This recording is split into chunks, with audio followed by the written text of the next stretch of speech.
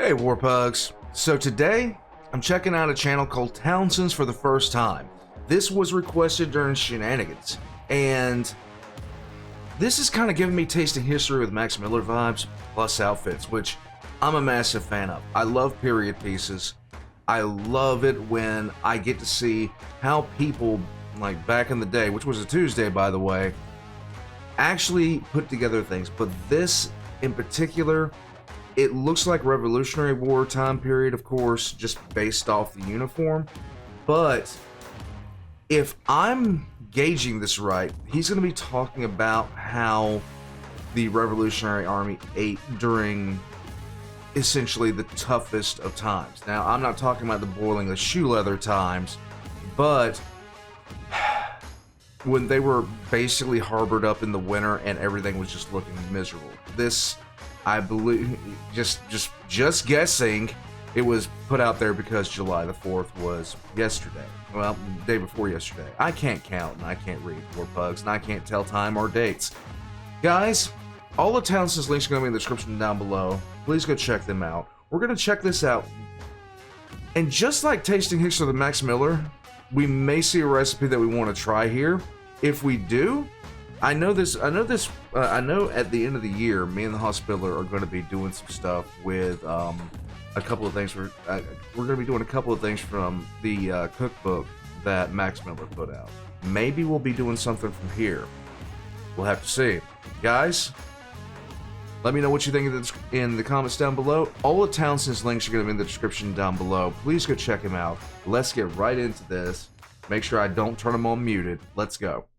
Imagine you're a young man and you have your whole life ahead of you. Imagine you're a young man. I don't know why YouTube does that. And you have your whole life ahead of you. You have everything you need. You're never hungry. But you know war is headed your way. Oh yeah. Like so many young men around you, you feel it is your duty to take up arms and support your country in battle. It's not long before things look very bleak. Food is scarce, the men are tired, the living conditions are unfathomable.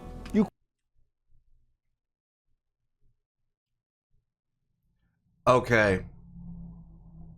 I'm already a fan. I'm already a fan, just the shots that he's picking, everything like that. The way that he's actually showing this, I am a fan. Quickly realize if you're going to be victorious and win this war, you simply have to survive the day. Anytime that we're talking about anything involving either food or war, come here, you. Look who shows up. Now you're camera shy. Okay. Hold on. I'll get her oriented. There you go. This is the reason why I have fur all over my shirt. Because this was bothering me today. Weren't you bothering me? We're not talking about anything that... Stop looking so grumpy. Alright, fine, I'm putting you down. Whatever. Just looking angry all the time.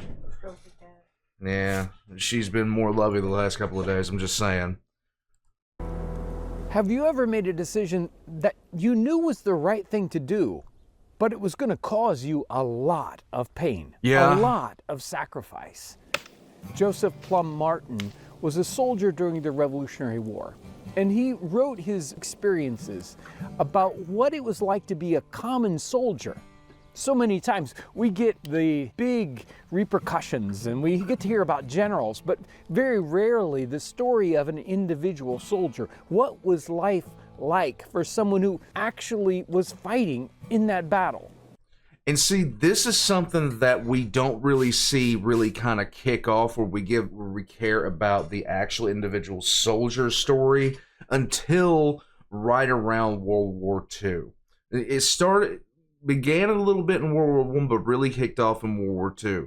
Because if you look at any movie done, any major movie done in the past 50 years, the only time you see it from the individual soldier's standpoint is World War II period pieces. Before that, all they're talking about is the generals, the commanders of the army. This really kicks back to that time period.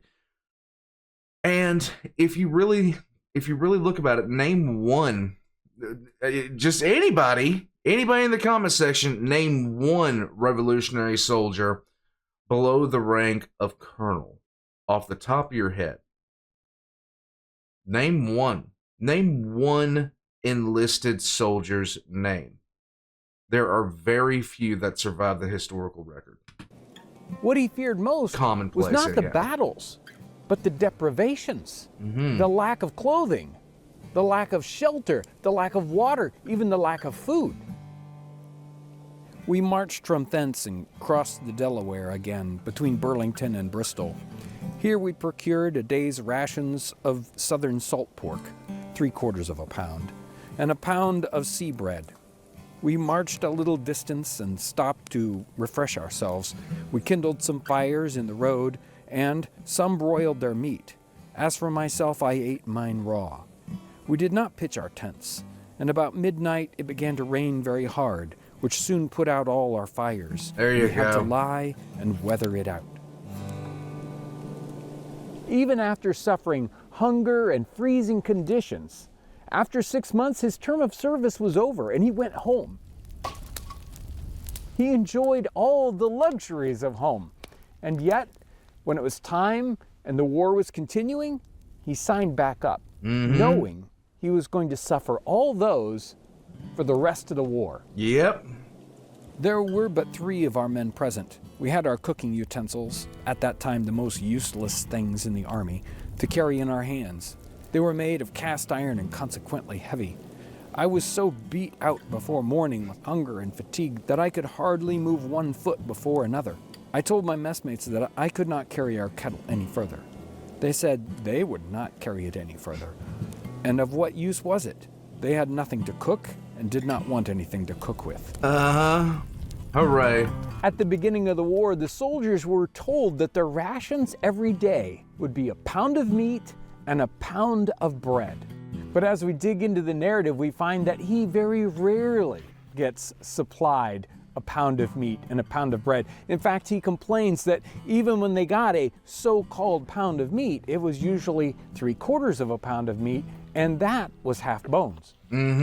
We drew a day's ration of beef and flour, what was called a pound each. The flour, perhaps, was not far from its nominal weight, but the beef was, as it always was in such cases, and indeed in all others in the army, not more than 3/4 of a pound, and that at least half bone.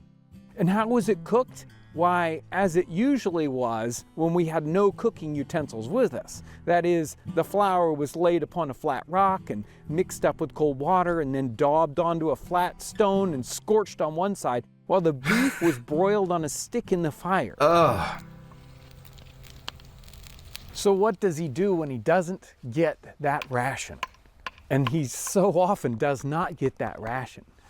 Many times he's just going hungry for days at a time. He talks about 24 hours, 48 hours, 3 days without food.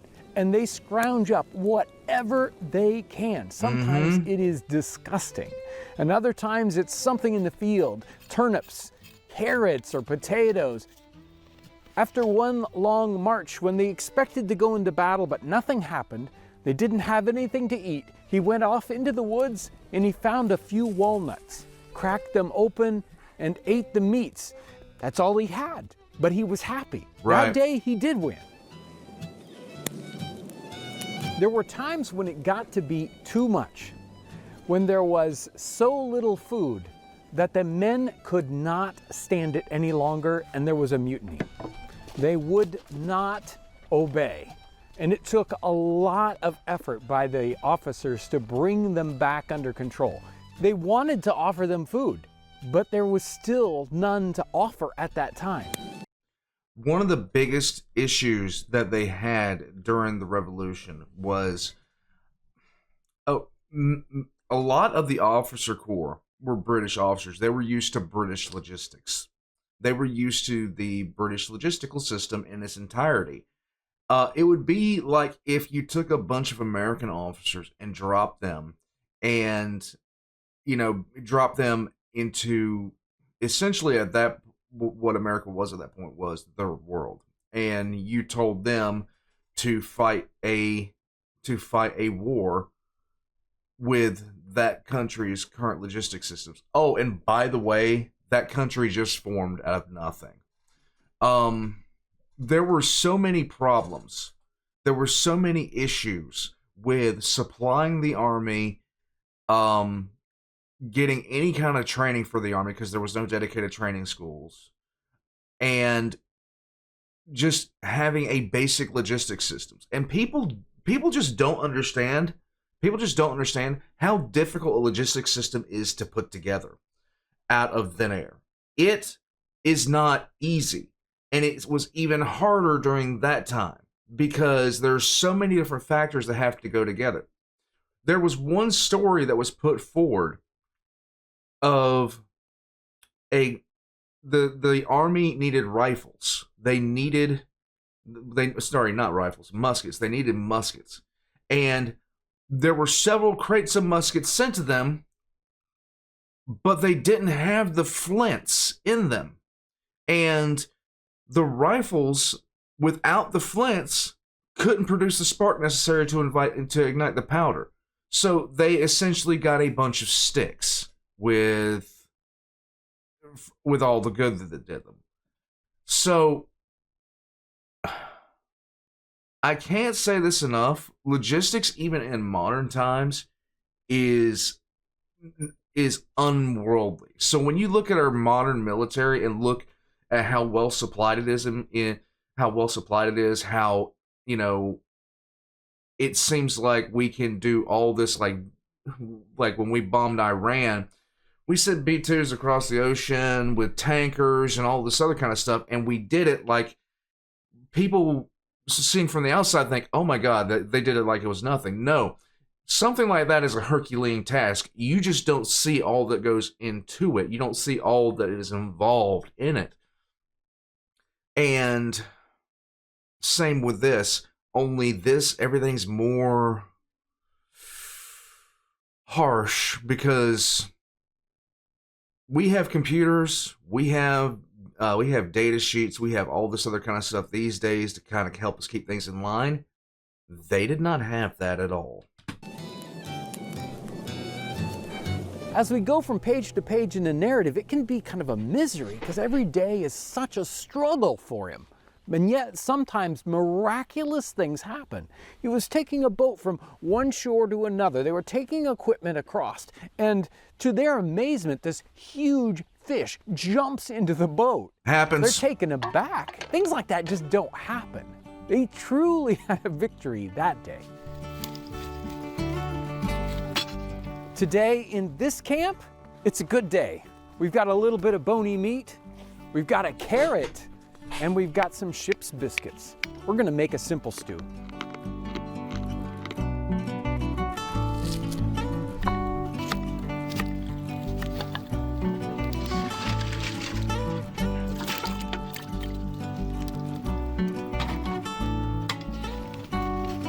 Nice.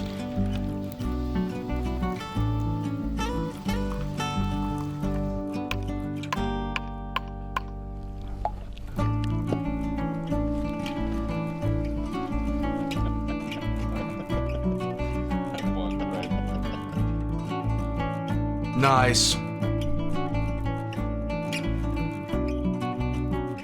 Joseph Plum Martin's job was not to win the war. That was George Washington's job. Joseph's job was to survive the day. You know what? I like it. I thought this was going to be more a recipe style thing where he was talking about something that they would have eaten regularly during that time and shown how to make it, but I can deal with this. I can very much deal with this. It's important for us to see how people live. It's important for us to see how the sacrifices that people made and what they went through. And when you look at something like that, especially during this time of year when this was requested, this was going to be a July the 4th record. vacation, but I just did not have shenanigans on my normal Friday. Circumstances, not just the 4th.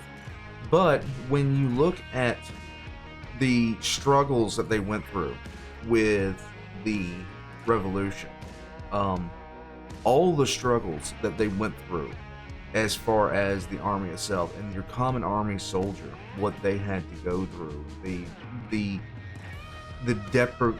he was dead on, the absolute deprivation that they went through. And like I was saying earlier, we don't really talk about the common soldier, but just a minute talk about how charismatic the leaders of the army had to be, because they're basically asking they're asking the men to stay there and continue to fight when they don't even know when the next shipment of food is going to be coming in and what it's going to be. They have no idea. War Pugs, just for a second, because for people for some reason these days think that we live in the worst time in history. Take a second and think about what you just saw on the screen, what you just saw here, and realize it got bad enough in Valley Forge where they were boiling shoe leather to eat. I don't think any of us has had a day that bad. I don't think any of us has ever had a day that bad when you're literally boiling your shoe leather to eat. That is rough, and none of us have it that rough. So just thank your lucky stars for just a minute that is the case. Guys, I'm gonna head out from here. Thank you guys so much for spending some time with me today. Jacob, you know who you are. Congratulations on being completely out of remission. Made my day, still makes my day. Join as a member of Patreon for early access. I will catch you guys next time, War Pugs.